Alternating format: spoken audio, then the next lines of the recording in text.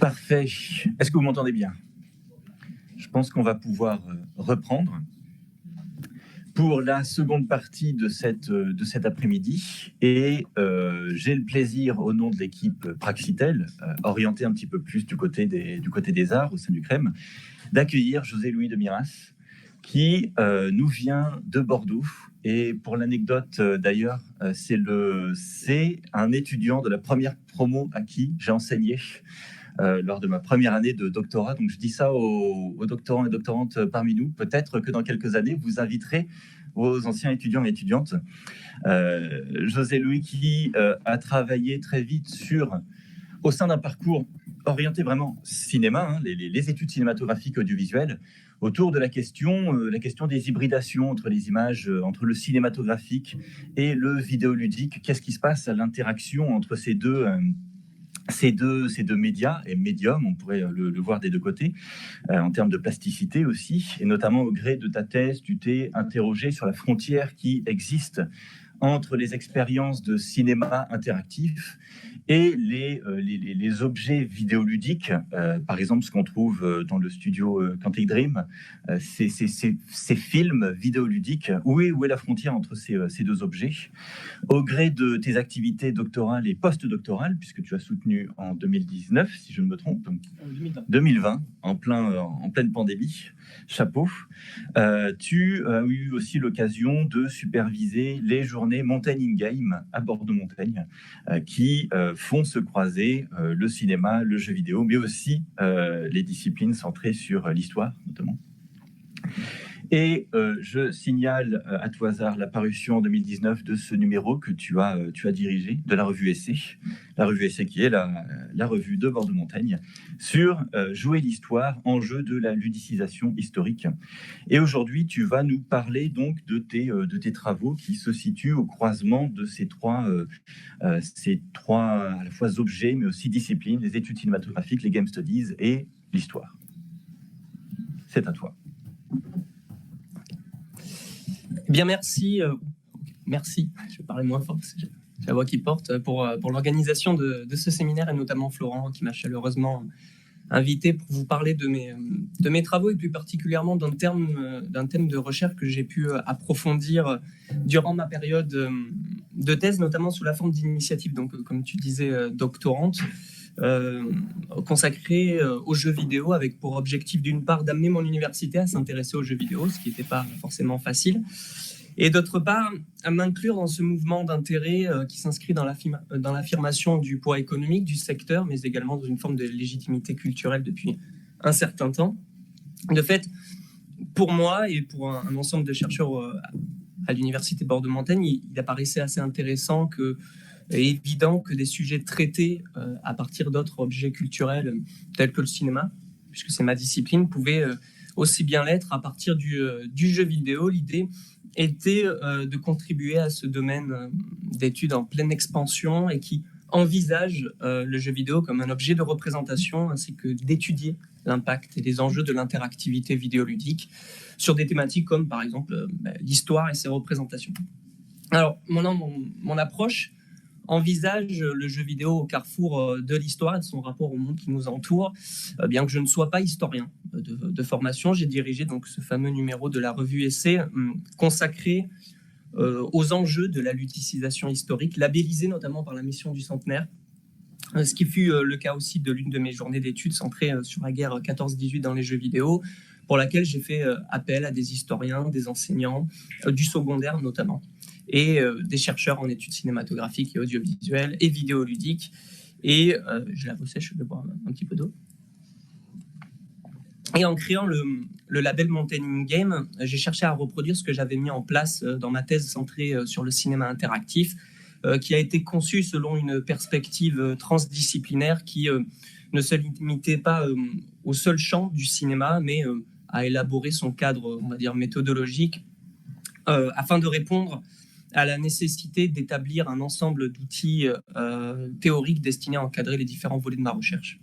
Et j'ai considéré que c'était une thèse couture. Donc à la manière d'une thèse couture, j'ai assemblé de multiples pièces constitutives d'un cinéma interactif à l'aide des différents tissus théoriques appartenant à différents champ disciplinaire cousu de sorte à mettre en place une esthétique d'un cinéma interactif parmi tant d'autres. Donc je remercie les organisateurs de ce séminaire pour ce projet, pour cette invitation, puisqu'au fond, ce séminaire s'inscrit et est plutôt en phase avec les réflexions que je porte et que j'ai été amené à porter et à développer, notamment celle qui consiste à dire que le jeu vidéo n'est plus seulement un phénomène de société. Il est, pour reprendre les termes notamment d'Hermann Higginen et Charles Tesson, le carrefour essentiel d'une redéfinition de notre rapport au monde, du récit en images. Et à mon avis, et on est plusieurs à le penser, il semble, c'est une hypothèse en tout cas, il semble légitime d'interroger la relation qu'entretient le jeu vidéo avec le réel, qu'il s'agisse de la représentation vidéoludique de l'histoire ou, par exemple, de celle de sociétés d'une époque donnée dans des mondes virtuels consommés par des millions d'utilisateurs. J'ai notamment pu écrire un article avec un collègue sur le tourisme vidéoludique dans les open world. Donc, comme le cinéma avant lui, le jeu vidéo s'est à plusieurs reprises intéressé à représenter des périodes historiques précises, mais à la différence du 7e art, les expériences vidéoludiques ajoutent un pouvoir, jusqu'à présent absent des films, celui d'intervenir dans la représentation, de jouer l'histoire en la rendant donc interactive et ludique. En autorisant le joueur à intervenir dans la fiction historique, le jeu vidéo luticise le récit historique, le transforme et interpelle notre vision du passé. Il la rend palpable et accessible tout en lui conférant forcément une dimension ludique. Et la ludicisation de l'histoire, telle que je l'entends ici, est une approche qui peut être interdisciplinaire, qui vise à mettre en lumière les effets des usages du passé dans les jeux vidéo. Le terme ludicisation peut être souvent privilégié en sciences du genre, ce qui ne renvoie pas forcément à l'idée que l'on puisse faire le jeu, comme c'est le cas avec le terme ludification, mais plutôt à l'idée que l'on puisse transformer une situation en jeu. Et j'utilise ici le terme ludicisation en ce qu'il transforme le récit historique en jeu. Et il s'agit de nous intéresser aux enjeux de cette ludicisation. Comme notamment le relève Marc Marty, la narration fictionnelle possède avant tout un but esthétique et ou ludique, alors que la narration historique se veut cognitive, transmettant un savoir au service de la science.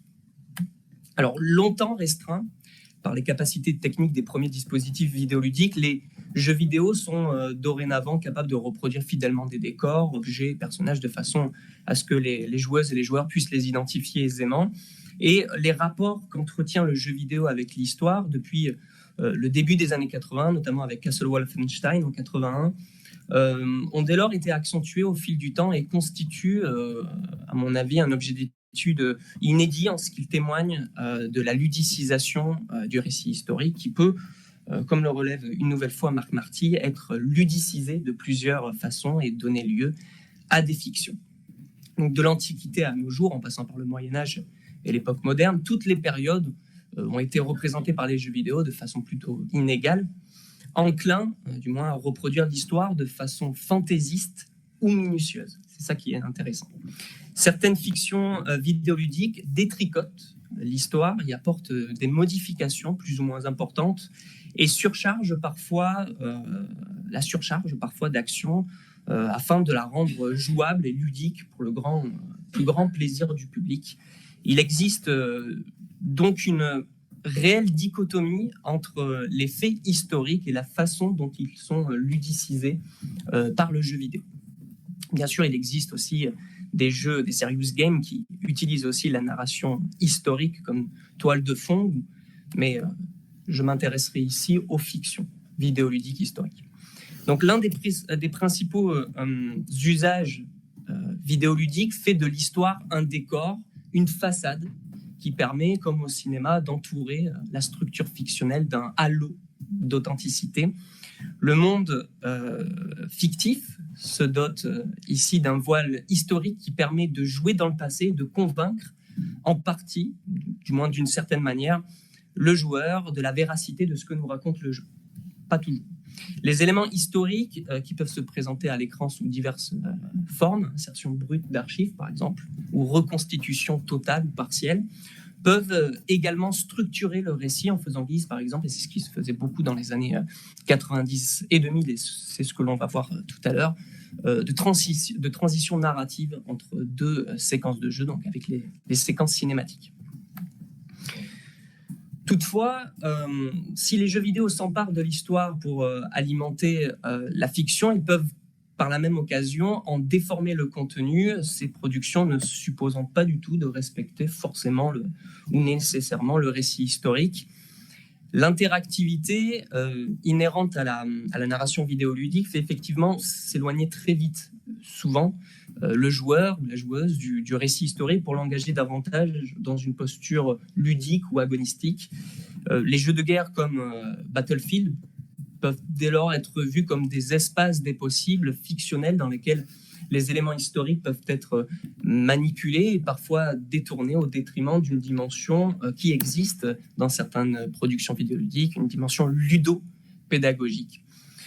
Ce qu'il ne faut pas oublier ici, pour reprendre une nouvelle fois les termes de Marc Marty, c'est que quand il reprend à son compte la narration historique, que ce soit sous le mode vériste, fantaisiste ou celui de l'Uchronie, le jeu vidéo peut acquérir une image sociale qui est différente du simple objectif de divertissement que ses concepteurs avaient projeté.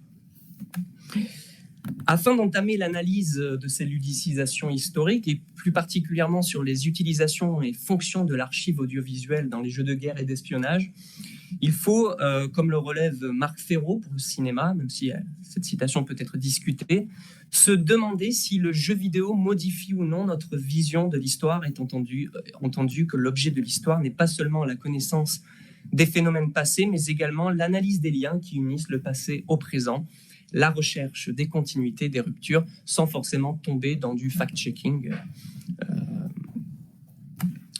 L'auteur évoque dans son livre, dans Marc Ferro, différentes façons de considérer un film historique que l'on peut également ici transposer dans le cadre du jeu vidéo, puisque des phénomènes finalement de translation entre les écrits sur le cinéma et le jeu vidéo peuvent assez vite être réalisés et l'ont déjà été. Donc, je cite, la plus courante, héritée de la tradition érudite, consiste à vérifier si la reconstitution est précise, si les soldats de 1914 ne portent pas à tort des casques alors qu'ils n'en furent coiffés qu'après 1916, à observer si les décors et les extérieurs sont fidèles, les dialogues authentiques. La plupart des cinéastes, des ludéastes, sont attentifs à cette précision érudite pour la garantir. Ils appellent volontiers à leur aide des historiens postiches qui au reste figurent égarés dans quelques coins du générique. Naturellement, il y a des cinéastes qui ont des exigences plus élevées. Ils vont aux archives eux-mêmes, jouent les historiens. Ils se forcent à restituer au dialogue sa saveur ancienne. Comme le cinéma, le jeu vidéo se documente, lui aussi fait parfois appel à des historiens postiches pour éviter au maximum les anachronismes et ainsi assurer une certaine fidélité aux faits. De même que l'utilisation des archives accompagne les fictions historiques interactives que je me propose ici de mettre en lumière. Donc, quelques éléments de définition. Si elles constituent, je cite, l'ensemble des documents, quelle que soit leur date, leur forme et leur support matériel, produits ou reçus par toute personne physique ou morale et par tout service ou organisme public ou privé dans l'exercice de leur activité, les archives participent avant tout à un devoir de mémoire, proposent aussi de conserver un patrimoine culturel. Elles sont, pour ainsi dire, un antidote contre l'oubli, un ensemble d'éléments factuels présentant un intérêt historique, artistique, archéologique, esthétique, scientifique ou technique. D'un point de vue historique, et c'est sur cet angle que cette étude va s'appuyer, si les archives témoignent bel et bien d'un événement ou d'un fait qui a eu lieu, l'utilisation que l'on peut en faire peut quant à elle être diverse et variée. Conserver la mémoire d'une époque, d'une nation, ou bien d'un conflit géopolitique, apporter la preuve de l'existence d'un fait, ou au contraire, c'est ça qui est parfois aussi intéressant, mélanger le factuel avec le fictionnel. L'archive est donc une preuve qui peut servir l'histoire et, dans certains cas, être manipulée pour servir la fiction. Cette communication donc, centré sur la relation qu'entretient la relation avec l'histoire, qu'entretient le jeu vidéo avec l'histoire, a pour objet de relever les différents procédés d'intégration des images d'archives dans les jeux vidéo, qu'il s'agit d'une intégration brute, d'une reconstitution virtuelle, voire hybride, leurs fonctions historiques, narratives, actentielles, et l'objet de leur utilisation, documentation, pédagogie ou manipulation de l'histoire dans le but de servir le fictionnel, ce qui arrive parfois. Il s'agit donc de comprendre comment, à travers la représentation de conflits géopolitiques armés, les guerres mondiales et les guerres froides, enfin la guerre froide, le jeu vidéo appréhende-t-il les images d'archives et dans quel but les emploie-t-il? L'archive au sein des jeux vidéo pose la question de l'écriture vidéoludique de l'histoire. S'il s'agit de fiction, l'importance qu'elles accordent aux archives est telle qu'elles deviennent moteurs du récit. Récit qui, durant les années 90-2000, faisait appel aux images d'archives brutes stockées sur les CD-ROM puis DVD-ROM en guise d'introduction afin de pallier l'incapacité des dispositifs technologiques à proposer des graphismes photoréalistes. Donc il s'agit là d'une fonction qui est à la fois technologique, à laquelle on peut ajouter une fonction actentielle, celle de l'identification aux soldats américains. En 1999 sort sur PlayStation Medal of Honor, développé par DreamWorks Interactive et édité par Electronic Arts. Le premier opus de la série débute avec la traditionnelle présentation des logos des différents développeurs et éditeurs du jeu. Et pour l'occasion, DreamWorks modifia l'animation de son logo pour coller davantage au thème de la guerre.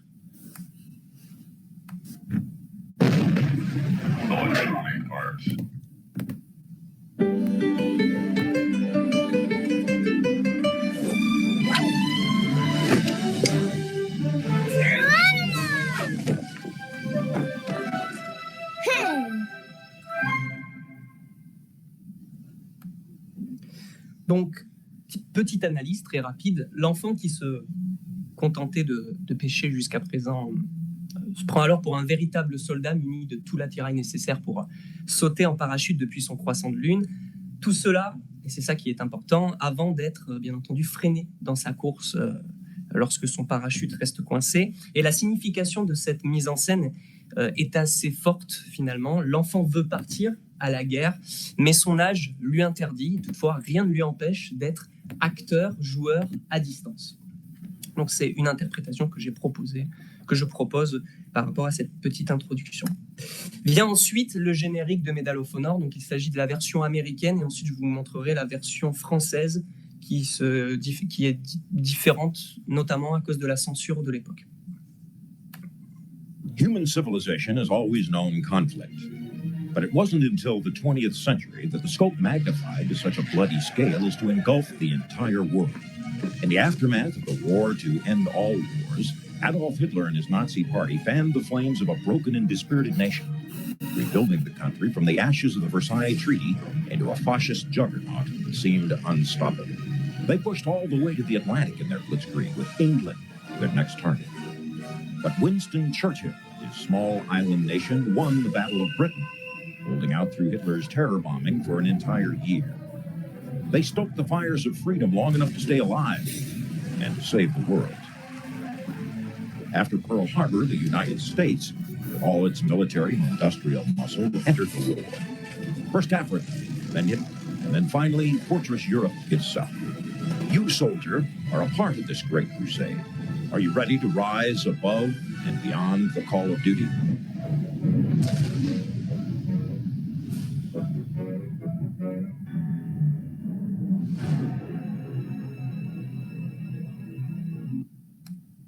Donc, intégralement composé d'archives vidéo datant de la Seconde Guerre mondiale, le montage réutilise ici en partie les codes du cinéma documentaire en apportant notamment via l'insertion d'une voix off des informations historiques essentielles aux joueurs. Il s'agit d'une fonction que l'on pourrait envisager comme étant contextuelle et narrative, et cette compilation d'images d'archives peut faire écho à une hypothèse soulevée notamment par Laurent Verret dans son ouvrage Les images d'archives face à l'histoire. Je cite: Ces compilations d'images d'archives utilisées comme une mémoire visuelle sont ancrées dans le présent tout en ayant à la fois une vocation historique, montrer et interpréter le passé, et une fonction pour l'avenir qu'elles cherchent à prévoir et à préparer.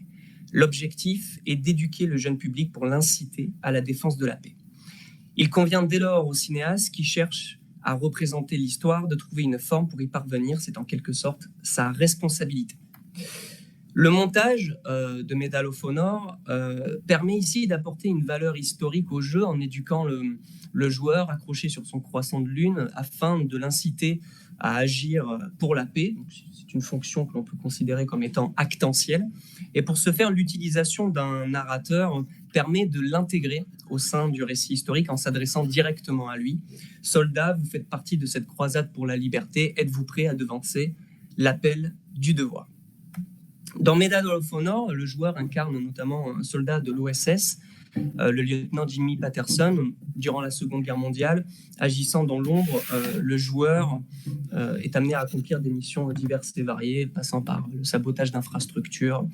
Et cela permet aussi, vu que c'est un jeu qui se passe dans le cadre des manœuvres orchestrées par l'OSS et des missions un peu secrètes, ça permet finalement de créer des missions qui ont probablement existé, mais qui, on va dire dans le cadre de Medal of Honor, n'entrent pas forcément en conflit avec l'histoire, puisque ce sont des manœuvres qui sont donc secrètes. De ce fait, comme l'évoque assez justement Laurent Verret au sujet du cinéma, qu'on peut transposer là aussi au sujet du jeu vidéo, et qui était également évoqué dans mon introduction, les empreintes de vue documentaire permettent également, et c'est essentiel si l'on se place sous l'angle de la perception spectatorielle, d'entourer la structure fictionnelle d'un halo d'authenticité.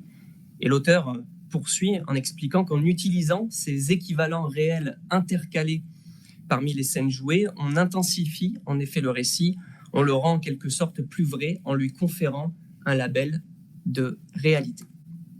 Il y a pourtant une chose, et c'est ce que j'expliquais tout à l'heure au sujet de la censure, quelque chose qui est plus difficile à réaliser dans le monde du jeu vidéo à la fin des années 90 que dans le monde cinématographique.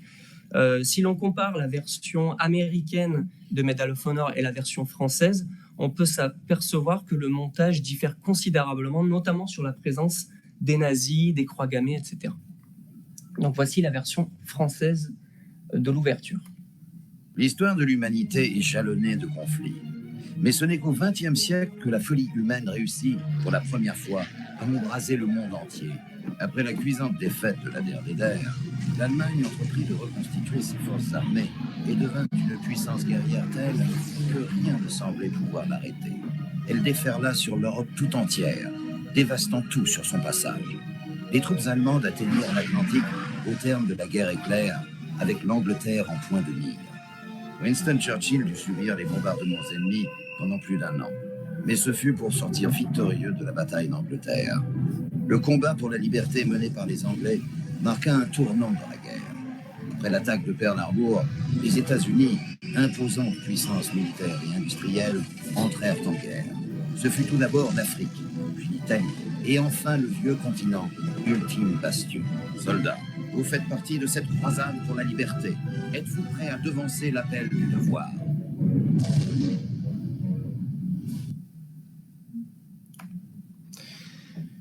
Donc si à la fin des années 90, le jeu vidéo utilise les images d'archives pour contourner certaines limites technologiques, apporter une dimension réaliste au récit fictionnel et permettre l'identification aux soldats, leur utilisation, ou bien juste de l'effort, peut être diverse et différente d'un continent à l'autre. En France, notamment, la mauvaise réputation du jeu vidéo a contraint les développeurs à censurer l'ouverture de Medal of Honor, coupant au montage, donc, comme je l'expliquais, les plans d'Hitler, les avions allemands où figuraient des croix gammées, le mot nazi lui-même n'est plus prononcé. La fonction historique et narrative de l'archive est ici impactée, puisque occultée par l'absence de légitimité du jeu vidéo à cette époque.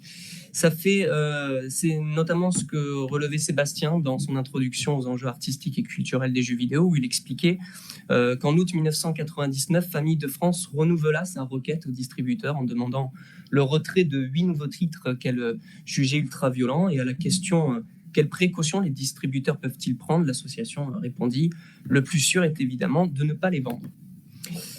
Si à la fin des années 90, le jeu vidéo se voit accorder la possibilité d'utiliser des archives, on remarque que la censure vient ici contraindre considérablement l'expérience, du moins en France, puisqu'elle ne nous permet pas d'accéder au contenu historique supplémentaire disponible dans la version américaine du jeu.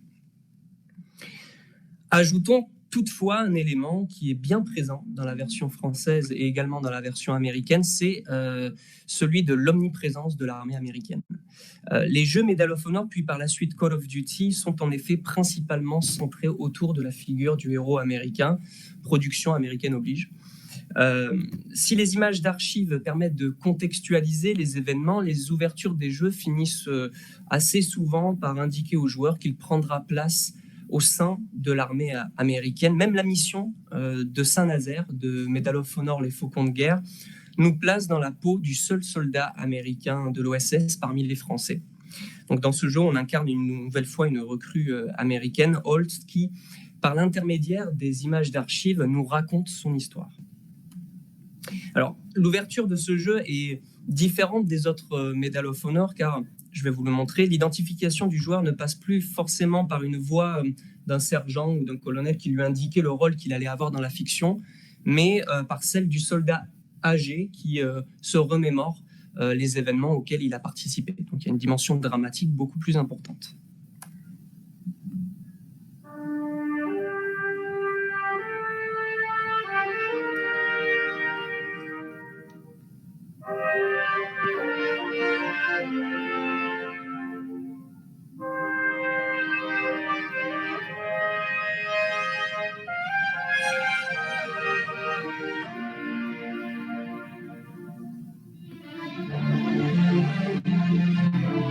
Quand on me demande ce que j'ai fait pendant la guerre, je dis que j'ai fait comme tout le monde. Je me suis battu pour des valeurs.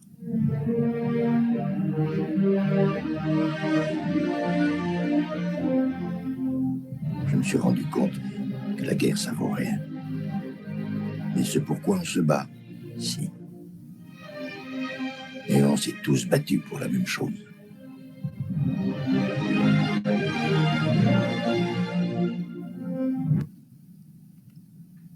Donc, passé cette ouverture, le jeu entame également par l'intermédiaire d'un montage sonore une transition vocale entre le discours du Holt du passé et celui du présent, jeune et inconscient, avec lequel le joueur va accomplir ou la joueuse va accomplir de périlleuses missions. Donc, je vous montre juste le début. Il paraît que c'était le plus grand raid. Et pourtant, mes souvenirs n'ont même pas l'air bons. J'étais le seul Américain avec eux. J'étais officier de l'OSS. Pour moi, ça a commencé au printemps 42. Hitler était en train de briser l'Europe. Et les attaques allemandes commençaient à avoir raison de la Grande-Bretagne. Donc, à la manière d'un drame historique, le montage joue avec habileté entre une voix attachante, un monologue un peu mélancolique et un arrière-plan musical similaire à la bande-son du Pearl Harbor de Michael Bay, qui donne aux images d'archives une dimension et une puissance dramatique permettant de facto aux joueurs de s'identifier à la figure du héros américain, et c'est ce qui était forcément voulu. L'archive a donc ici, c'est ce que j'expliquais tout à l'heure, une fonction qui est à la fois actentielle et dramatique. Qu'il s'agisse d'un narrateur intra- ou extra-diégétique, d'un supérieur ou des mémoires d'un soldat, les images d'archives sont toujours dans les jeux vidéo alimentées d'une explication orale qui permet d'une part de donner sens au montage et d'autre part de réaliser une transition narrative entre deux séquences de jeu à travers les scènes et les séquences cinématiques. L'image d'archive est le moyen de présenter les événements que le joueur va vivre, mais c'était également, à cette époque, le moyen aussi de montrer le résultat de son action après, par exemple, une mission. Dans Medal of Honor, Bataille du Pacifique, l'attaque notamment de Pearl Harbor permet de donner un cadre au récit, accompagné du discours du président américain Franklin Roosevelt prononcé devant le Congrès des États-Unis le 8 décembre 1941. Raccourci, on va l'entendre au montage, mais non reconstitué, les images d'archives et les images de synthèse créées par ordinateur ne font plus qu'un dans un montage qui donne aux jeux vidéo une dimension historique de plus en plus fidèle.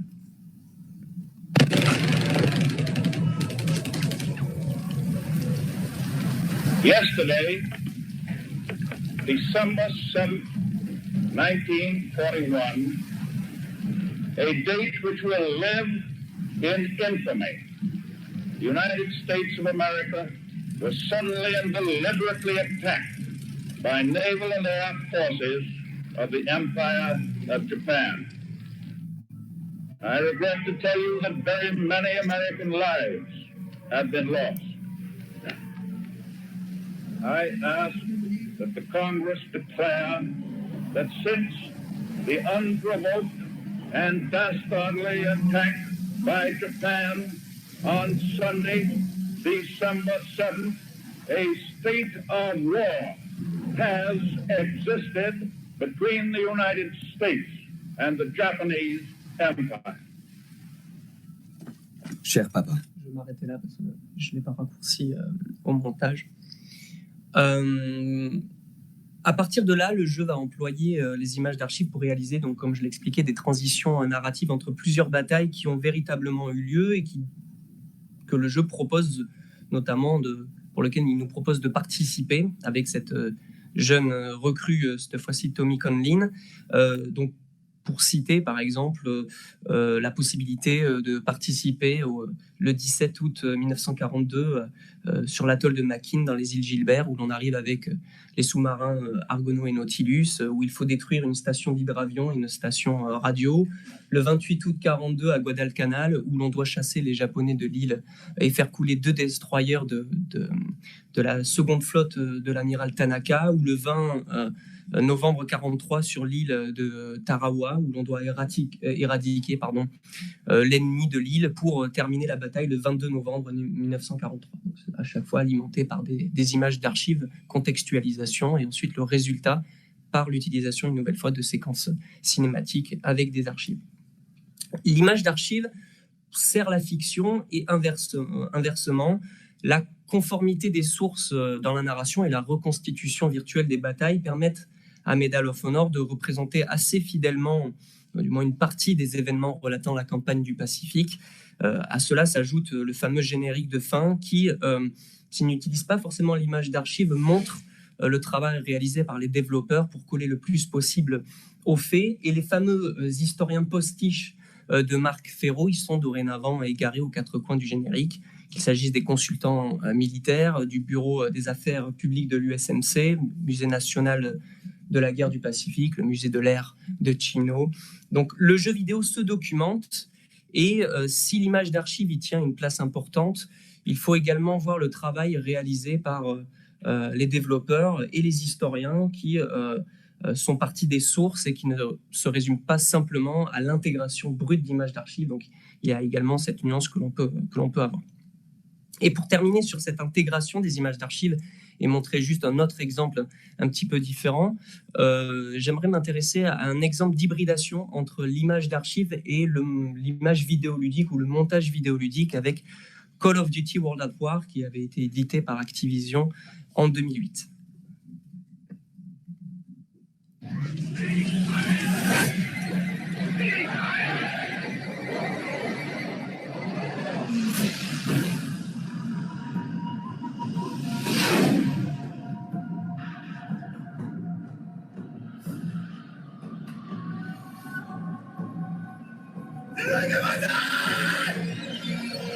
Members of the Senate and the House of Representatives, yesterday, December 7th, 1941, a date which will live in infamy. The United States of America was suddenly and deliberately attacked by naval and air forces of the Empire of Japan.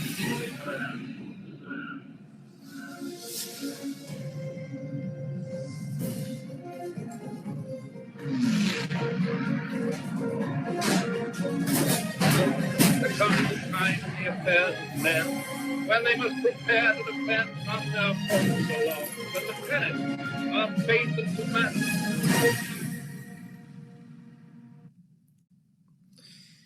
Donc les cinématiques que l'on peut retrouver aussi dans cette production font à la fois office de transition narrative et historique entre les phases de jeu et permettent de mettre en lumière aussi un nouveau style d'intégration des images d'archives dans le jeu vidéo. Ces séquences qui sont non interactives débordent d'informations historiques, d'images d'archives et de données chiffrées, tout en apportant un style graphique nouveau composé d'images réelles et virtuelles, de dessins et de textes aux polices stylisées. L'idée finalement est d'insuffler un rythme au montage, un rythme plus dense afin de contextualiser davantage la période visée, donner envie d'y jouer tout simplement, et d'apporter une valeur historique éventuellement plus riche aux jeux vidéo, même si elle est brouillée par cet élément, par toute cette stylistique finale. C'est un mélange entre le briefing et le documentaire.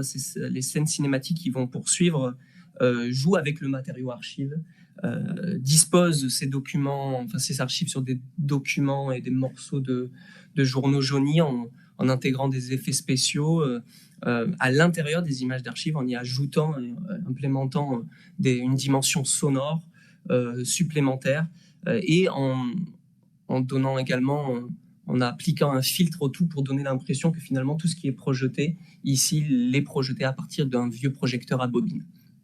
Donc, notamment, la plupart des séquences cinématiques se terminent par cette diapositive start qui, forcément, enclenche ensuite le processus de mise en jeu de l'histoire et de la guerre. Je montrerai un autre exemple, même si j'en avais prévu d'autres, mais je voudrais surtout montrer cet exemple-là qui est assez intéressant. Cette fois-ci, l'utilisation de l'archive pour servir la fiction et pour détourner un petit peu l'histoire.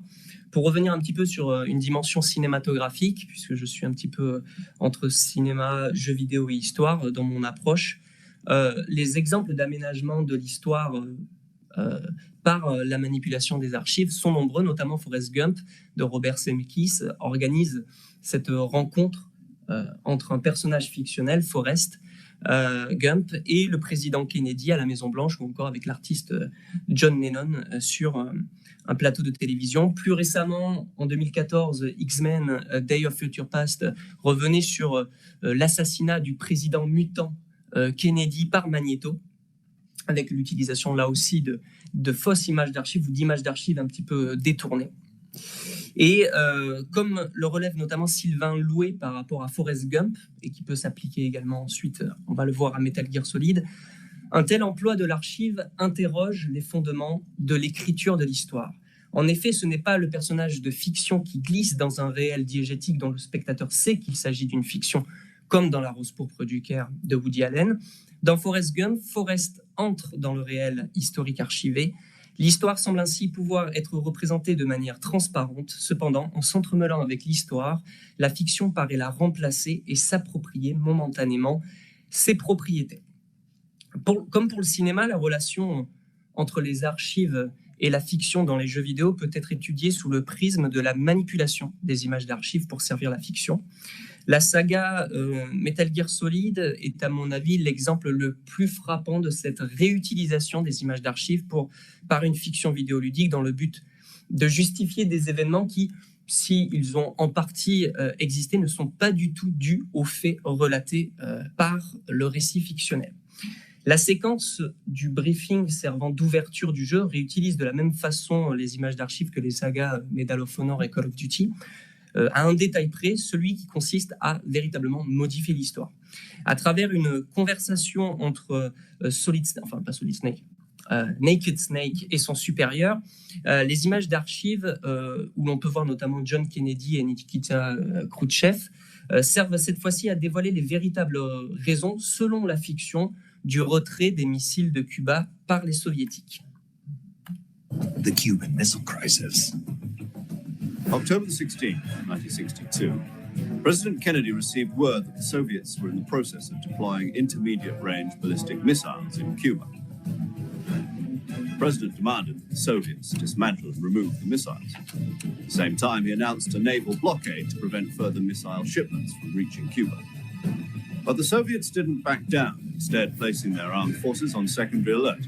Soviet transport ships carrying missiles continued on course towards Cuba.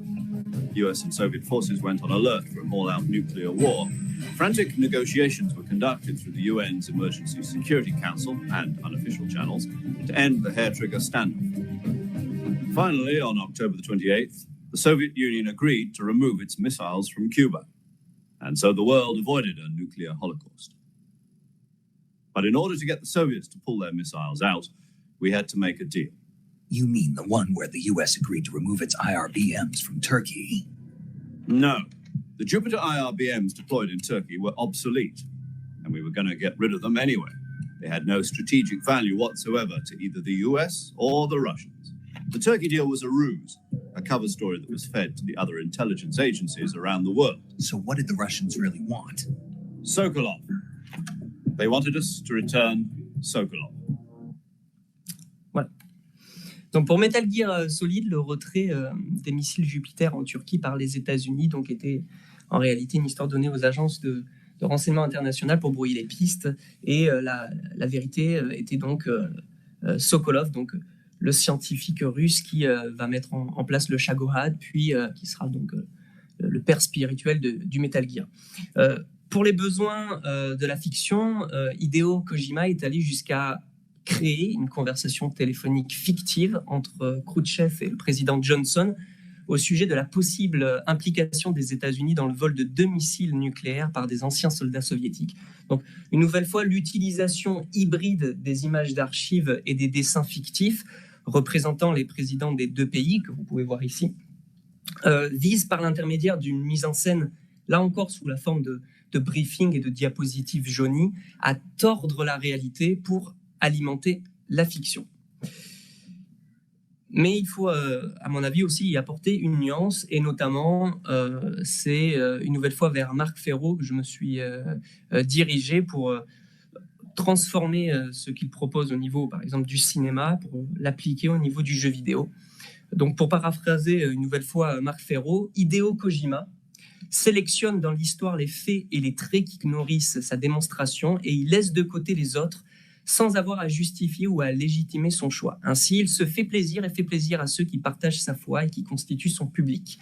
Que la cause ainsi défendue soit largement partagée, le business, tout comme le prestige du développeur, y trouvent leur compte. Pas nécessairement l'analyse historique, c'est-à-dire l'intelligibilité des phénomènes. Si Metal Gear Solid n'est pas le film d'histoire évoqué par Ferro dans cette citation, il montre néanmoins que l'image d'archive permet, comme le relève Laurent Verret pour le cinéma, de convaincre le joueur de ce que nous raconte le jeu, l'illusion fictionnelle étant alors renforcée par leur présence référentielle, rendant plus concret l'événement auquel ils sont liés. Alors je ne sais pas si je vais avoir le temps de terminer, parce qu'après j'allais parler de Soldats Inconnus. Oui, bon, je peux finir. Je voulais vite fait parler de Soldats Inconnus, Mémoire de la Grande Guerre, donc, qui a été édité et développé par Ubisoft. Donc, face à la masse de violence que représentaient les jeux de guerre actuels, Ubisoft a décidé en 2014 de commercialiser Soldats Inconnus, Mémoire de la Grande Guerre, qui s'apparente donc davantage à une bande dessinée qu'à un jeu vidéo de guerre à proprement parler.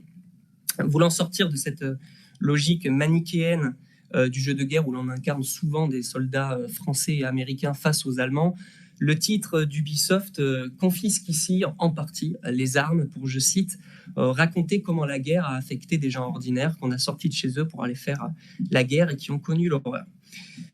Soldats Inconnus utilise dans un premier temps l'archive de famille pour construire le récit, et à cet élément narratif et historique s'ajoute un univers graphique donc proche de la bande dessinée qui a permis, selon les développeurs, de rendre le jeu le plus accessible possible et de toucher un public plus large que celui des jeunes. Et c'est aussi, je cite, une manière différente de traiter de la guerre dans les jeux vidéo. S'il s'agit bien d'une fiction historique basée sur des faits réels, avec des lettres et documents historiques principalement familiaux au début, l'utilisation de la BD comme forme permet aux jeux vidéo de représenter l'histoire autrement, ou du moins d'une autre façon qui est propre à l'esthétique de la bande dessinée. Les personnages ici sont courts sur pattes, chargés comme des mulets, et leurs yeux sont cachés pour ne pas forcément, du moins pour ne pas voir la réalité en face, et parce qu'ils ont honte d'avoir soit cautionné, soit approuvé, soit participé à cette guerre. Les dialogues, donc, propres à l'esthétique de la BD, sont accompagnés de bulles où viennent s'insérer tout un tas d'images, et notamment à la manière d'un dessin animé, les différents types de sons sont aussi parfaitement audibles ou représentés via les bulles. Car sous ce style graphique moins violent qu'un Battlefield ou un Call of Duty se cachent finalement 55 faits historiques accompagnés d'images d'archives que le joueur peut consulter au fur et à mesure qu'il avance dans le jeu et qu'il doit trouver au sein du jeu. Comme au début des années 2000, ce qui se fait beaucoup moins aujourd'hui, le jeu vidéo intègre l'archive comme source de connaissances historiques, mais ici, il alimente cette dernière d'un texte permettant d'acquérir de nouvelles informations historiques indépendantes du récit fictionnel dans lequel il interagit. L'archive devient donc dans Soldats inconnus une source pour le récit fictionnel, mais également un élément paratextuel, puisqu'on peut directement depuis le jeu aller notamment sur le site Apocalypse. Et ces éléments paratextuels, le joueur ou la joueuse peut les consulter dans le but d'apprendre l'histoire, du moins d'avoir une connaissance historique supplémentaire, qu'il s'agisse de la première attaque de gaz aux conditions de vie des soldats, en passant par les gueules cassées et les chiens secouristes. Chaque image d'archive est accompagnée d'un descriptif qui offre aux jeux vidéo la possibilité de contribuer au devoir de mémoire. C'est pour ça que ce jeu aussi a été labellisé par la mission du centenaire. L'intégration, et pour conclure, l'intégration des images d'archives dans les jeux vidéo me semble être une autre façon de conserver des documents, même s'ils ont déjà été numérisés, mais la numérisation des documents, notamment dans les jeux vidéo, permet de pallier des éventuels problèmes de conservation, même si je doute que le jeu vidéo soit l'élément, la base pour conserver des archives historiques. Si elle peut servir la fiction dans laquelle elle se situe, l'archive donne toutefois aux jeux vidéo un rôle dans la conservation du patrimoine et de la mémoire culturelle. S'il existe des anachronismes, des raccourcis historiques, puisqu'il ne faut pas oublier qu'on est dans une industrie avant tout, notamment pour coller aux exigences du média, le jeu vidéo à caractère historique montre qu'il peut, avec des exemples comme Soldats inconnus, être étudié comme participant au devoir de mémoire, tout en proposant une représentation de l'histoire qui est différente de celle proposée par exemple par le cinéma ou par d'autres types de jeux vidéo. Et comme le relève notamment Sophie Queré et Vincent Duclerc, je cite, « La sensibilité accrue de nos sociétés à la mémoire a inspiré des artistes qui mobilisent dans leur travail les traces sensibles du passé. Force est de constater donc que les concepteurs de jeux vidéo y contribuent. » Je terminerai juste sur un point, une deuxième ouverture, entre guillemets, pour poursuivre cette réflexion sur Soldats inconnus, en revenant sur un entretien que j'ai pu réaliser avec Alexandre Lafont, qui est directeur adjoint à la mission du centenaire de la Première Guerre mondiale et qui a officié en tant que conseiller pédagogique et historique pour Soldats inconnus, mémoire de la Grande Guerre.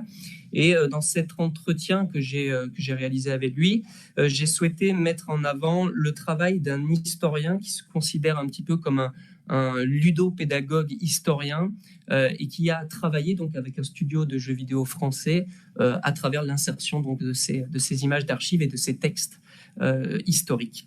Donc cet entretien était basé sur l'expérience personnelle de Lafont avec un studio français. Alors je vais vous montrer juste la réponse à l'une de ces questions, même s'il y a une nuance que l'historien pose, notamment puisque tous les historiens postiches qui ont travaillé ou qui travaillent encore pour, par exemple, Ubisoft, n'ont pas forcément la même expérience, n'ont pas le même sentiment.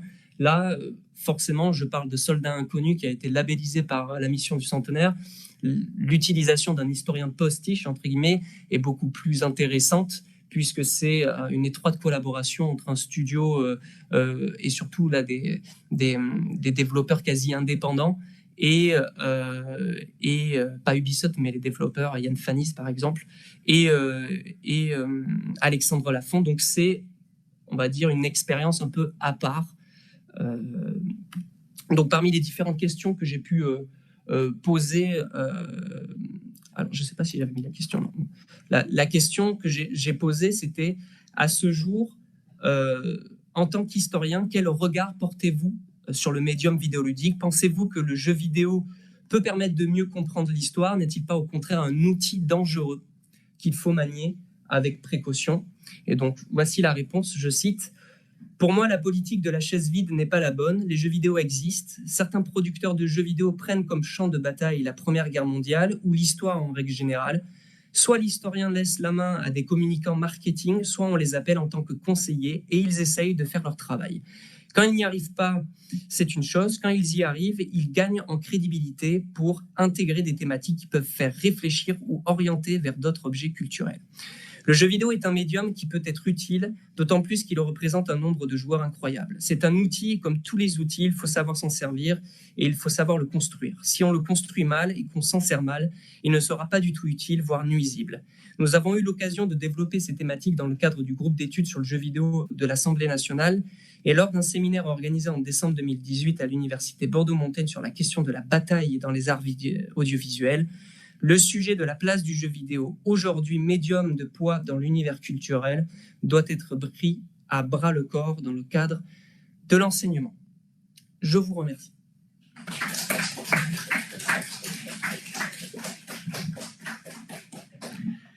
Merci José pour cette communication passionnante. Et j'ai tellement de questions que à un moment, je vais laisser quand même la salle en poser. Tout simplement, tu le sais, on a déjà eu l'occasion d'échanger à ce sujet, puisqu'il y a des questions qui, dans ce que tu évoques, sont proprement issues de débats au sein des études cinématographiques et audiovisuelles. Notamment, il y avait quelque chose qui me marquait dans ce rapport à l'archive et la reconstruction, petit à petit, la représentation de ces espaces de bataille. On parle plus d'espaces de guerre. On rejoint cette idée de militarisme que Triclot fait remonter d'ailleurs jusqu'à Space War. Pour lui, le jeu vidéo, c'est déjà un conflit spatialisé. Je ne sais pas si Sébastien, tu es d'accord avec la proposition de Triclot ou pas, de remonter jusqu'à Space War comme ça et d'y voir une des racines du jeu. Ouais. Et ce qui est intéressant, c'est que on se retrouve aujourd'hui dans un rapport aux images où il fut un temps où, pour des raisons techniques, on se focalisait sur l'archive. Et aujourd'hui, petit à petit, on bricole, notamment cette séquence d'introduction où on a la constitution de l'avatar qui est en train de se faire sous nos yeux. On a presque le menu de création de l'avatar au milieu des images d'archives. On mélange, on mélange différents éléments et on perd peut-être... Alors, est-ce qu'on perd? Et il est là le débat des études cinématographiques. Ce rapport à l'image, et qu'on trouve par exemple chez Bazin, cette idée que la pellicule a un moment capté de manière mécanique, de manière objective, l'empreinte de la réalité. On retrouve chez Bazin ce qui hantait déjà les premiers théoriciens du cinéma, c'est-à-dire cette idée que, enfin, grâce au cinéma, on allait pouvoir avoir une archive objective qu'on ne pourrait pas retoucher. Alors aujourd'hui, on sait que ça n'est pas le cas du tout. Et dans cette démarche aujourd'hui du jeu vidéo, de pouvoir retoucher à l'archive, de pouvoir reconstituer ces espaces, finalement, je retrouve Jacquemont. Alors là, je vais mettre... Voilà, là, il est là le débat cinématographique. Je retrouve Jacquemont qui te dirait qu'on est plus aujourd'hui dans le cinéma grand public, on est plus du côté de Méliès que des Frères Lumière, plus de la reconstruction, de la manipulation de l'image comme simulacre, plutôt que de la captation mécanique et objective de la réalité. Tu citais Zemeckis, qui est quand même un des grands artisans du compositing. Est-ce qu'on n'en est pas là aujourd'hui? Est-ce que le jeu vidéo, pour des raisons différentes, peut-être techniques, n'est pas en train de suivre cette même pente que suit déjà le cinéma selon Aumont? Et cette question m'a amené à une autre question. Récemment, ayant eu l'occasion de jouer à Assassin's Creed Valhalla, je ne sais pas si dans la salle, il y en a qui ont touché. Alors, je découvre les Assassin's Creed, et notamment le mode Discovery. Le fameux mode Discovery qui permet dans le cas de Valhalla, de découvrir un village viking, mais on supprime effectivement, on parlait déjà un petit peu, on supprime toute la dimension compétition, il n'y a pas d'enjeu, on ne va pas aller tuer des gens, mais on découvre un village, et À chaque élément qu'on inspecte, on nous dit alors tel élément a été reconstitué à partir des écrits de tel historien, telle historienne. On nous montre des croquis, on nous cite des textes. Et là, on n'est même plus. Alors, est-ce qu'on est toujours dans l'historien postiche? D'ailleurs, dans ce mode Discovery, on a l'impression qu'on est vraiment là pour recevoir une leçon d'histoire. On met en valeur un travail historique. Mais dans le cas de Valhalla, il n'y a pas justement d'image qui ait pu être à l'époque reproduite de manière mécanique et objective. On est déjà face à des représentations, des croquis, les textes.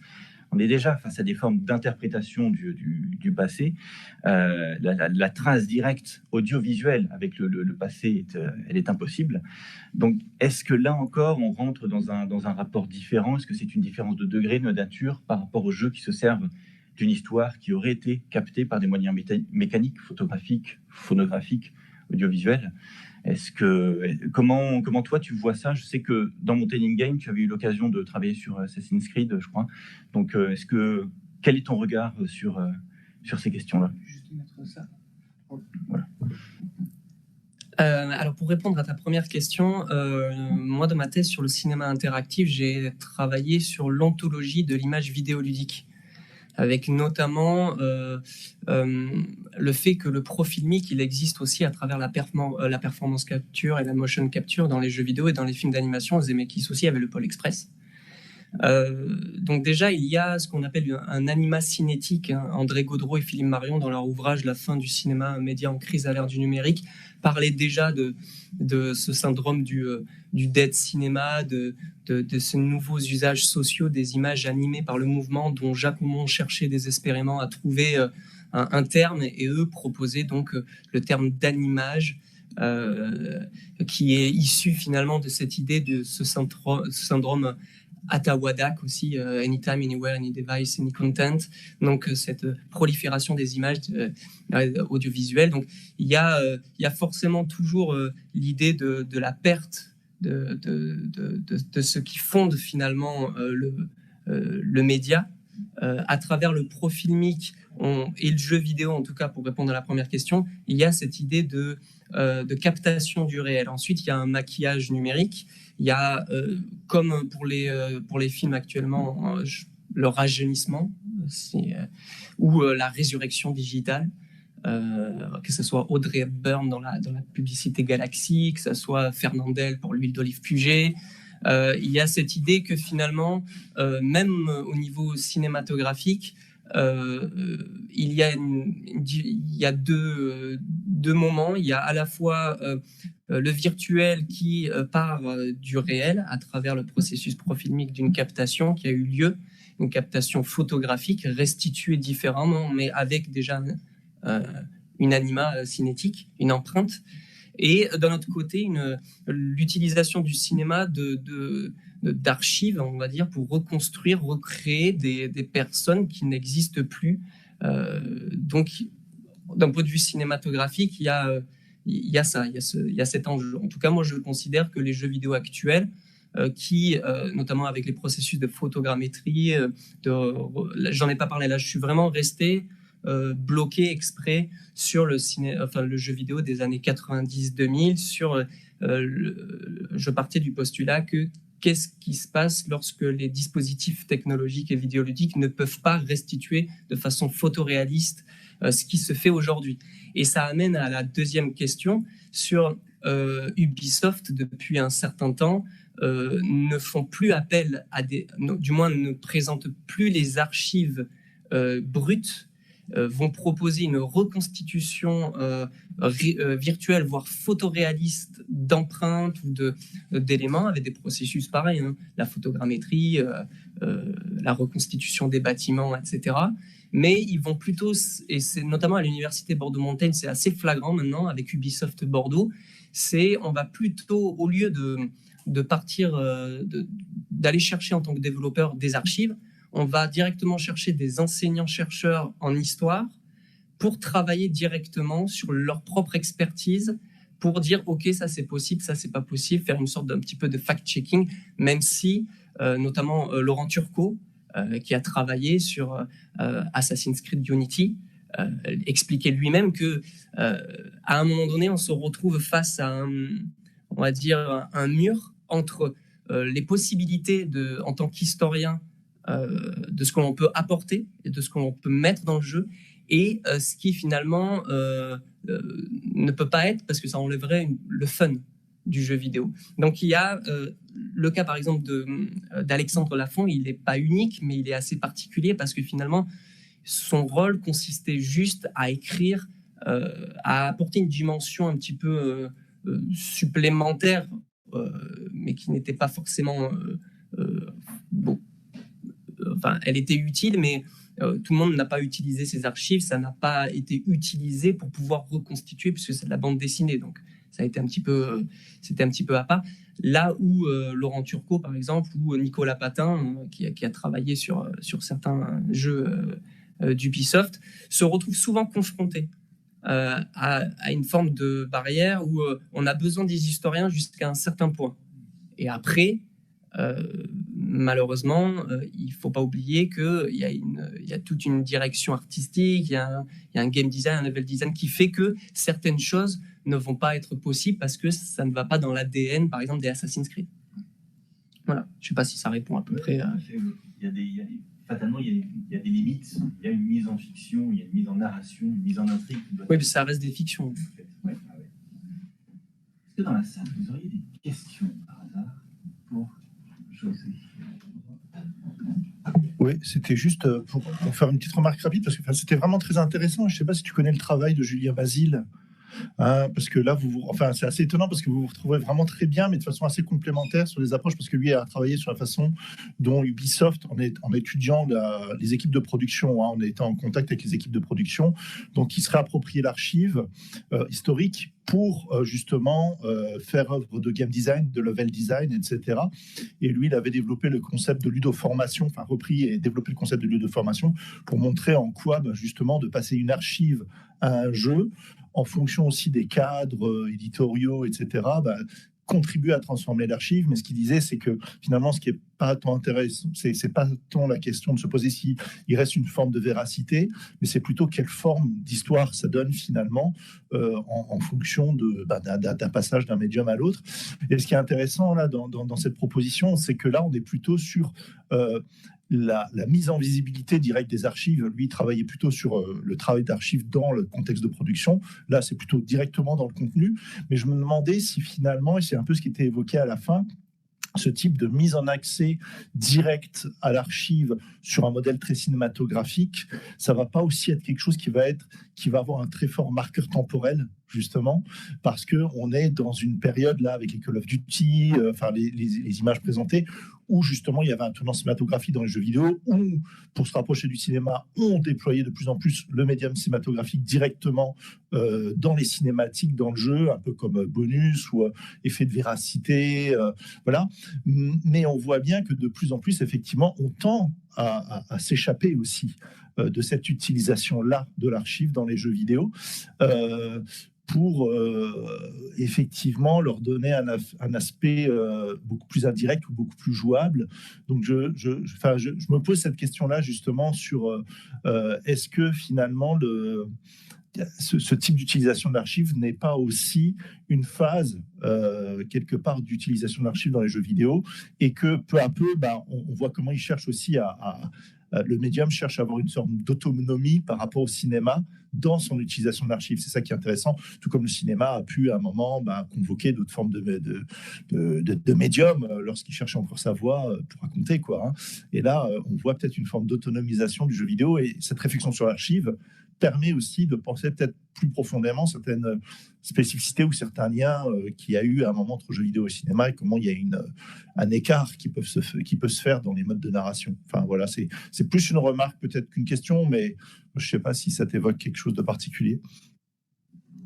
Si, déjà, ce que j'avais expliqué en introduction, c'est que l'utilisation de cette archive de façon brute, ou du moins de façon concrète, où l'on reconnaît que c'est un document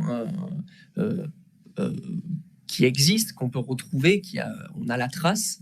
À mon avis, aujourd'hui, on n'en retrouve quasiment plus, à part Soldats inconnus, Mémoire de la Grande Guerre, on ne trouve plus une utilisation aussi concrète de l'image d'archive. Et c'est pour ça que moi, je considère que cette utilisation a été vraiment pour pallier les problèmes techniques. C'était des séquences cinématiques. Dès lors qu'on a appris à faire des séquences cinématiques 3D beaucoup plus photoréalistes, on sait totalement, et encore aujourd'hui, les séquences cinématiques, elles sont en train d'être considérablement réduites en y apportant une dimension interactive. Donc, je suis tout à fait d'accord que le jeu vidéo, moi qui en plus ai travaillé sur le cinéma interactif et sur la relation cinéma-jeu vidéo avec les œuvres de David Cage et Quantic Dream, qui ne considèrent pas ces productions comme des jeux ni comme des films, mais comme une sorte d'expérience émotionnelle. Bon, après, c'est sur les contours un petit peu... Voilà, après, c'est le langage, c'est le marketing. Hein. Mais c'est vrai que le jeu vidéo a emprunté au cinéma comme le cinéma a emprunté au théâtre, à la peinture, etc., à la photographie.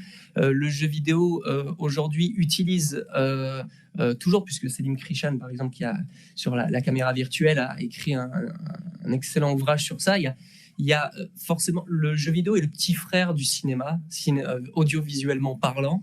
Forcément qu'il y a des traces et des liens, mais le système de parentalité entre guillemets entre le cinéma et le jeu vidéo est en train de s'estomper pour acquérir une forme vraiment d'indépendance du jeu vidéo. Et on le sait très bien que le cinéma a cherché ça pour devenir une forme artistique. Et le jeu vidéo, depuis un bon bout de temps maintenant, cherche aussi sa forme artistique.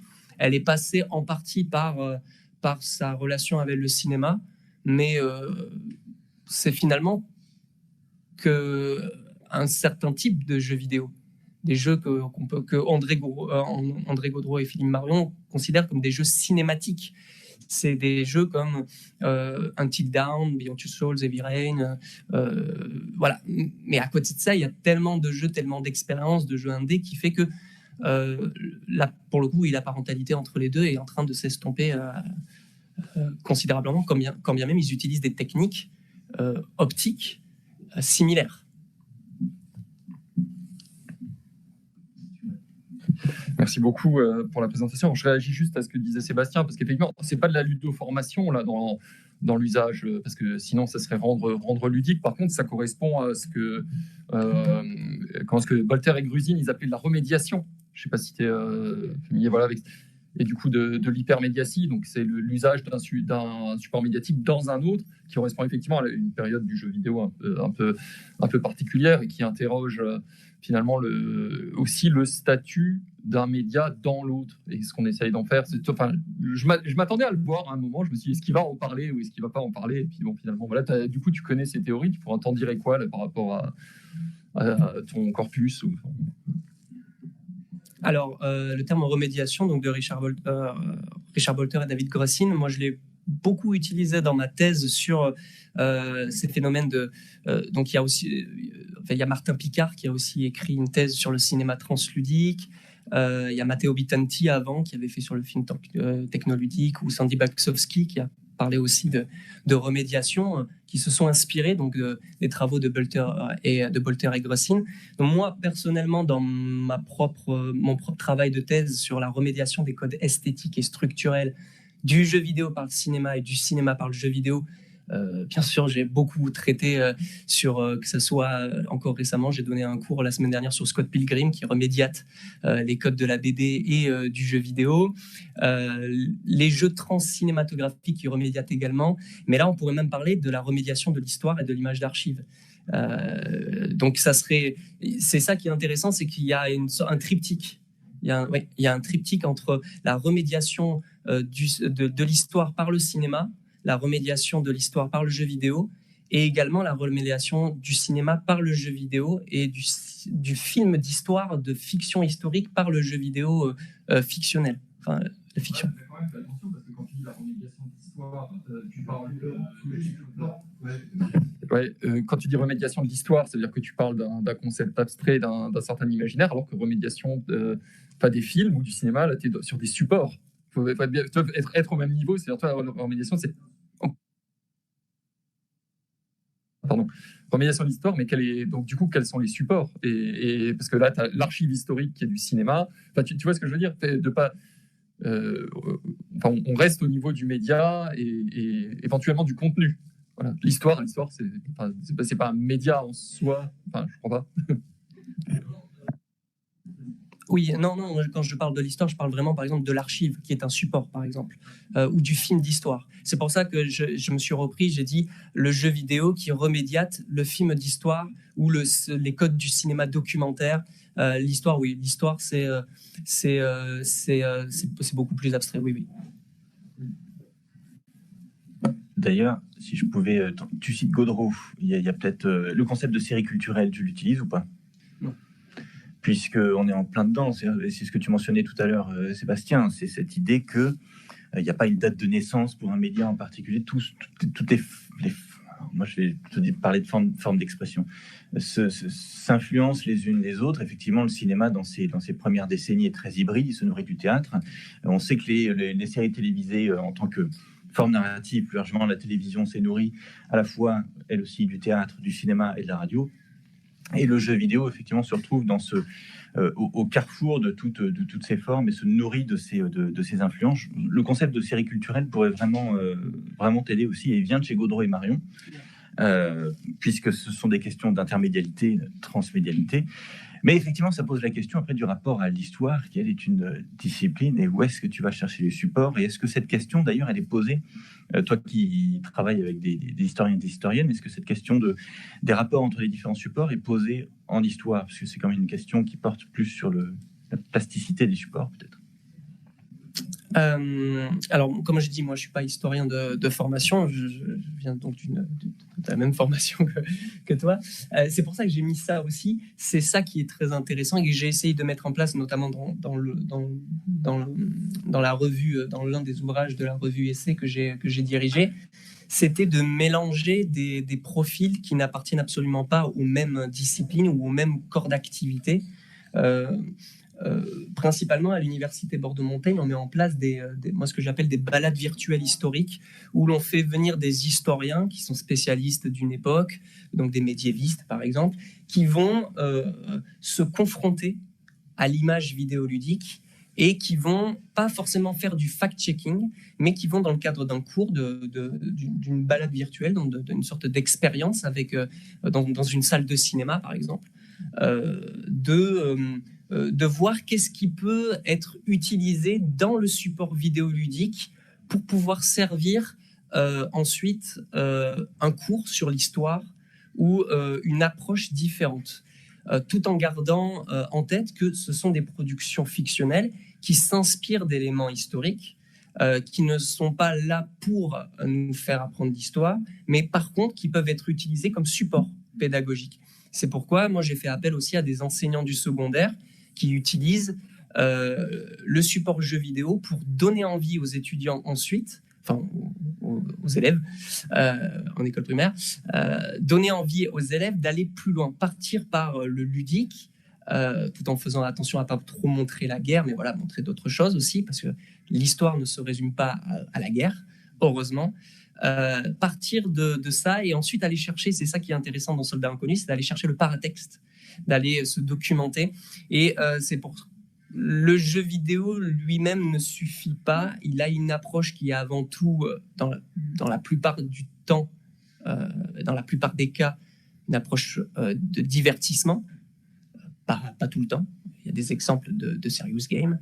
L'exemple de Verdun, par exemple, qui est beaucoup plus réaliste.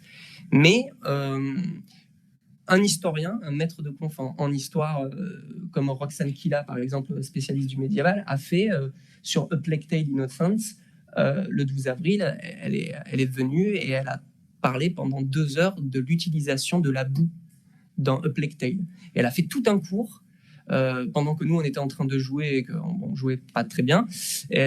Pendant qu'on était en train de jouer, elle nous faisait un cours sur l'utilisation de la boue, de la crasse, que finalement, l'époque médiévale était l'une des époques où on se lavait le plus, alors que dans la façon dont l'époque médiévale est représentée dans les films et dans les jeux vidéo, en règle générale, les gens sont crasseux, alors que c'est totalement... c'est vrai pour certaines choses, mais c'est une surabondance finalement de cette représentation. Et donc, c'est des éléments c'est par la richesse de ce dialogue entre un chercheur ou une chercheuse spécialiste d'une période de l'histoire et le jeu vidéo qui donne finalement une expérience qui est intéressante, qui va au-delà, qui peut aller au-delà du film historique, puisqu'on peut interagir. Et ça change considérablement la donne. Et là, tu rajoutes la question de l'enseignement. Oui. Donc, encore une autre couche, encore une autre vaste question. Merci pour la présentation. Moi, j'ai une question sur ce risque de confusion des genres, à un moment donné, entre bon jeu labellisé, jeu proche de la réalité historique, alors que c'est dire que de toute façon, il y a des choix qui sont faits. Par rapport aux intersections qu'il y a, plutôt que de regarder ce qui peut se faire dans certains wargames sur papier, où il y a des historiens qui n'ont pas participé au jeu, ou des historiens amateurs, mais très calés sur certaines périodes, qui vont dire qu'ils vont insister sur le fait que dans ce jeu-là, ça c'est conforme, c'est toute une série de choses sur lesquelles on peut porter attention, on peut faire confiance, mais attention, d'autres aspects sont pas bons. Je me demande si c'est vers cette forme qu'on doit se tourner, sachant qu'il y a d'autres choses qui me perturbent dans cette approche du jeu vidéo. On peut le montrer, il y a de plus en plus de cinématiques qui sont reprises ou d'éléments de jeu filmés, enregistrés pour refaire l'histoire, pour montrer de manière plus claire. Et puis, effectivement, l'approche immersive. Mais pour moi, il y a deux éléments différents.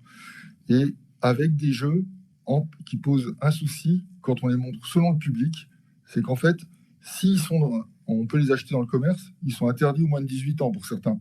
Sauf et l'enseignant d'histoire qui est au collège ou au lycée, à part éventuellement en terminale, ça pose quand même question d'emploi de ces jeux-là.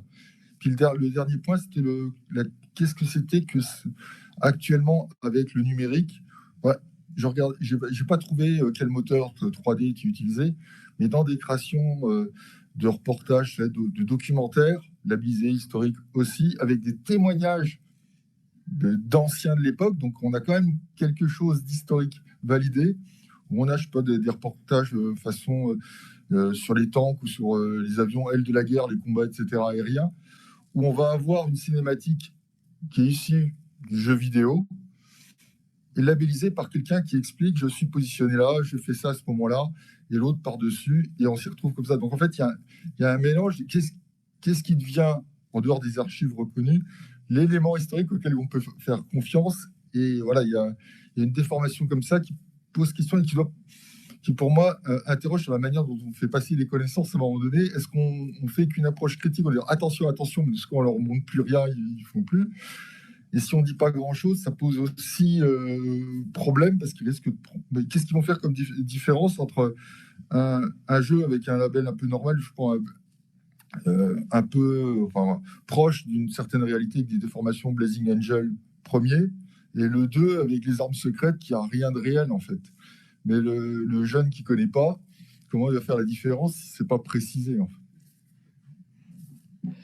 Merci.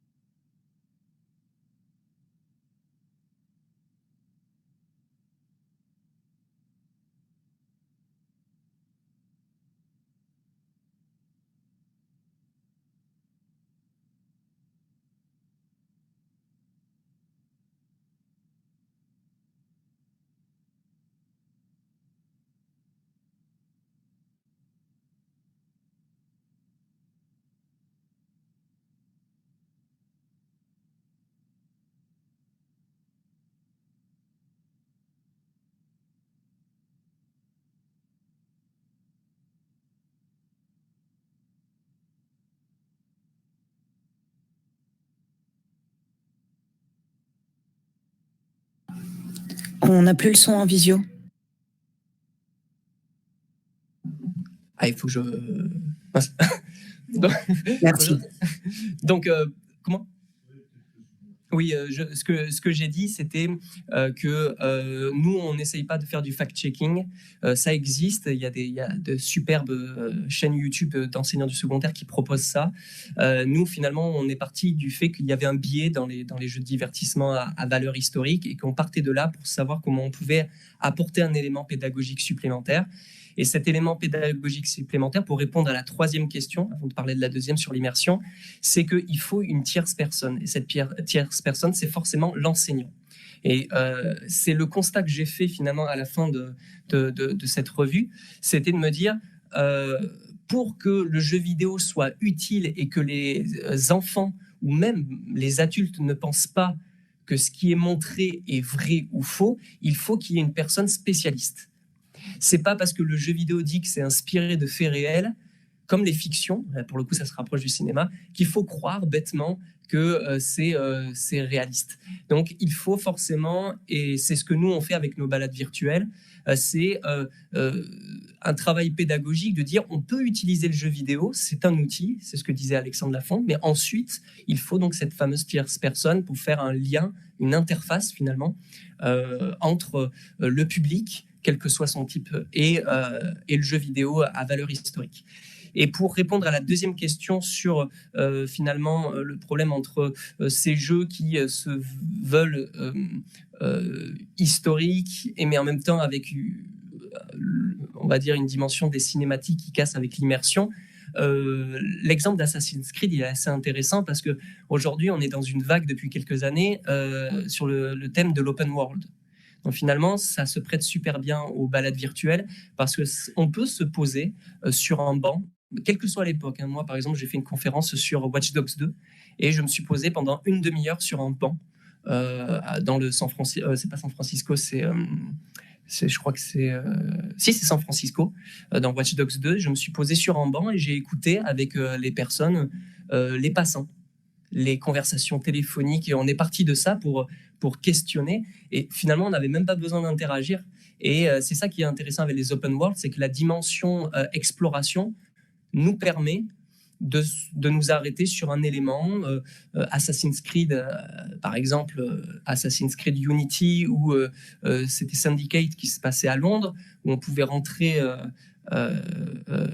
dans le palais, entre guillemets. On avait la possibilité ensuite, avec nos appareils photo, de prendre les tableaux, et il y a des logiciels de reconnaissance des tableaux, une sorte de Shazam du tableau pictural, et on partait de ça pour sortir du jeu à expliquer ce tableau. Donc finalement, les open world, beaucoup plus que les jeux type Call of Duty, même si on a réussi avec un Call of Duty, les missions scénarisées, c'est sûr que en mode online, on peut rien faire, parce que sinon on meurt toutes les 5 minutes. Mais dans le mode scénarisé, on peut rester caché dans les fougères, et ça marche plutôt bien aussi d'analyser, par exemple, les soldats allemands discuter entre eux. Donc, ça fonctionne. Ça fonctionne plutôt bien. Oui, on va peut-être prendre une dernière question. Pierre, tu avais levé la main. On discutera après.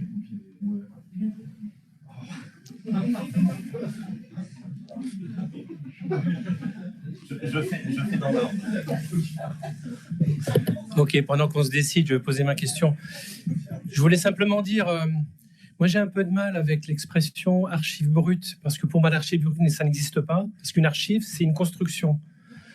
Et donc, si on dit brute, ça voudrait dire que dès qu'on touche un peu, ça ne devient plus une archive, alors qu'une archive, c'est toujours en train de construire, d'être reconstruit. Et ma simple proposition, ça serait peut-être de revenir, non pas sur la question de devoir de mémoire, parce que là aussi c'est un mot valise, c'est compliqué, mais revenir peut-être sur la dimension culturelle du rapport à l'histoire et du rapport à la mémoire.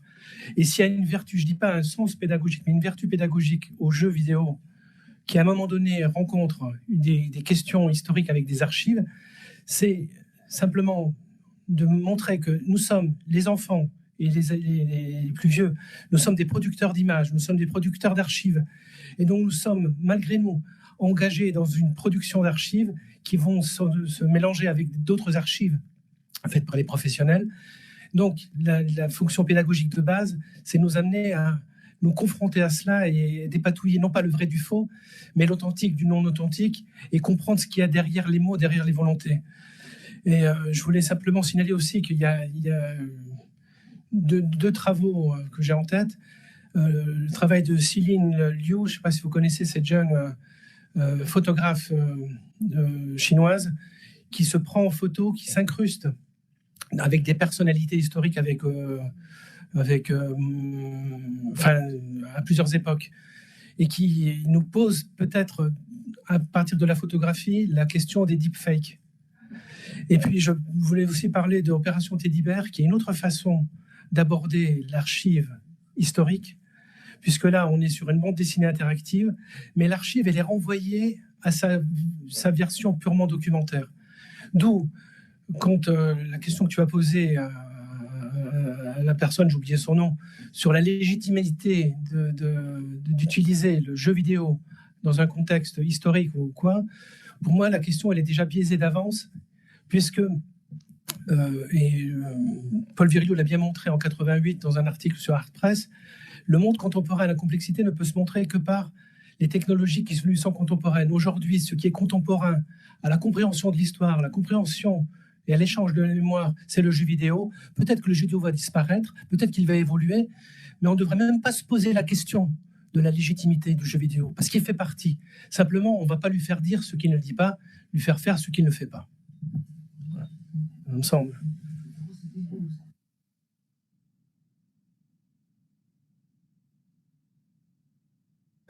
Non, juste pour revenir par rapport à l'utilisation du terme brut, c'était vraiment juste faire une différence. Forcément, qui dit captation, quelle que soit, dit représentation et dit regard porté, puisqu'on y apporte un point de vue. À partir du moment, surtout que là, c'était de l'archive audiovisuelle, donc forcément, à partir du moment où, même si c'est un documentaire, on apporte un point de vue.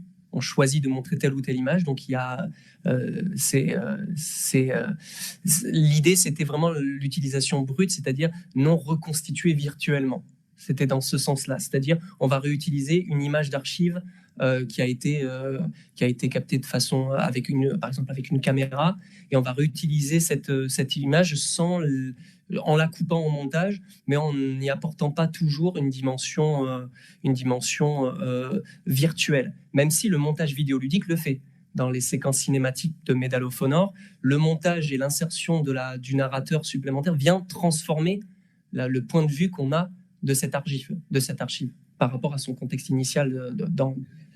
Oui, d'accord, mais là, il faudrait appeler ça archive originelle, ou la dater et la contextualiser, parce que brut, j'ai l'impression que donnée brute, elle n'est pas si brute que ça, l'archive.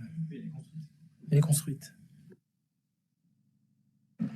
Bien, sur ces mots et ces débats passionnants, je vous propose de terminer ici la journée. Merci à toutes et tous d'être venus à ce séminaire interéquipe, et à bientôt pour de prochaines aventures intermédiales.